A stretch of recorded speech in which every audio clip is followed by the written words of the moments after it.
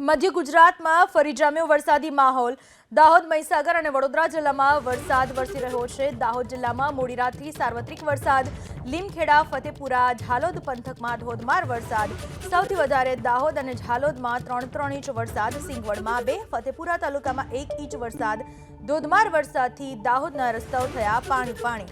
મધ્ય ગુજરાતમાં ફરી વરસાદી માહોલ છે। દાહોદ, મહીસાગર, વડોદરા તમામ જગ્યાએ સાર્વત્રિક વરસાદ। દાહોદ જિલ્લામાં લીમખેડા, ફતેપુરા, ઝાલોદ પંથકમાં વરસાદ છે। સૌથી વધારે દાહોદ અને ઝાલોદમાં 3 ઇંચ વરસાદ વરસ્યો।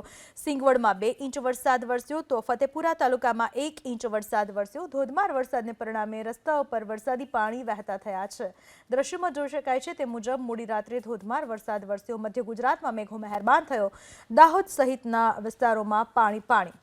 મધ્ય ગુજરાતમાં ફરી જામ્યો વરસાદી માહોલ। દાહોદ, મહીસાગર અને વડોદરા જિલ્લામાં વરસાદ વરસી રહ્યો છે। દાહોદ જિલ્લામાં મોડી રાતથી સાર્વત્રિક વરસાદ। લીમખેડા, ફતેપુરા, ઝાલોદ પંથકમાં ધોધમાર વરસાદ।